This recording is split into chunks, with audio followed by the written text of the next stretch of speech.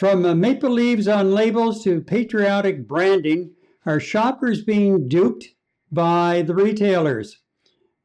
Or is it just smart marketing? I've been duped, and I think you've been duped as well in the grocery stores, haven't you? Yeah, yeah, on more than one occasion, for Yeah. sure. And What, it what, what are you gonna do? I mean, it comes down to, how honest do retailers and how honest do store managers want to be while trying to sustain profits and make, while we're in this middle of this tariff fiasco. And I've had my experiences with incorrect labeling, and I think you have as well. And as a consumer, I am not happy when that happens. I would prefer them to just be outright and honest and use the proper labeling, right, as opposed to trying to, just price gouge because it's a product of Canada, or in some cases, Gary, these people have a huge load of inventory that says "Made in the USA" on it, and they're stuck with it. You know. Uh, it's yeah,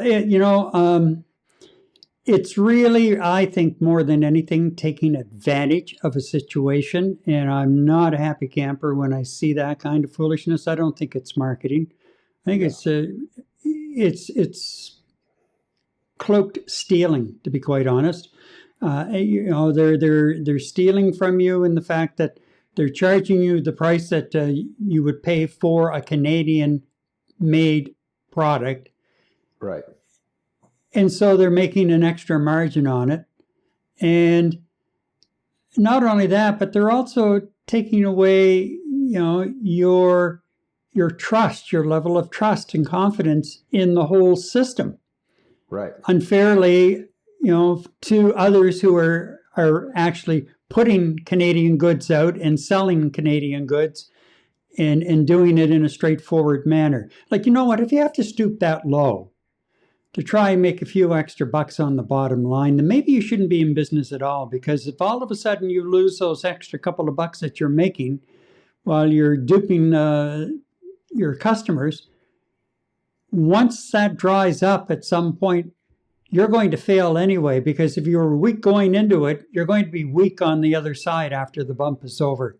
Because obviously you haven't learned how to operate a business and run a fine line. So I think there's a level of trust there. We as I said, we're paying more for perceived Canadian-made goods. The risk of misleading practices eroding trust, like I just said. Yeah. Mm-hmm. And what's happening is there's a wave now starting where consumers are starting to push for stricter labeling rules to protect authentic Canadian producers, as we should. We should be trying to protect our producers, especially right now, with everything that we're going through with the United States and its trading policies. Of course. So I think that I think they're doing not only their customers a disservice, but they're doing themselves a disservice to put a couple of extra bucks on the bottom line. And when you get into the big retailers, like your Loblaws and your Sobeys and your Metros, like, really? Unacceptable. Yeah, come on. Unacceptable, really. When you're looking at the big ones out there I mean, if they're really trying to squeeze a buck out of Canadian citizens while the entire country is struggling to adapt its economics around our Agent Orange tariffs, it is just, it's not right. It's almost to a point. I know it's probably just a dream, but you almost want the government to intervene to prevent some of this price gouging, especially in a difficult time like this, right? I mean, you and I have seen it during COVID. A lot of these retailers were actually price gouging as well, right? Well, yeah, and there are some regulations, and there have been a number of complaints filed with the Canadian Food Inspection Agency, which handles these types of things. And out of the complaints that have been filed so far, a number of investigations have been carried out. But here's the thing. The investigations that were carried out, there was not one fine handed out. There was discussions and, and if there were fines, what, $50? I mean, yeah, but there weren't. $50 fine, big deal. Yeah, but there weren't. It was, I guess, how the bureaucrats would call it, an educational process. Well, okay, you know what? They don't need an educational process. They need to be slapped with fines. There's no misunderstanding. If somebody's working with you, or you're in the store and you're working, and you pick up something and you can read on the label yourself that it's not made in Canada, not prepared in Canada, not anything in Canada other than being sold in Canada, and you slap a label over it, or a label on the little price ticker beside it saying it's Canadian. And how many people actually, well, a lot more people are starting now to read the labels for sure. But when you do that, really, are you that lazy? Are you that hell-bent on making a couple of extra bucks along the way?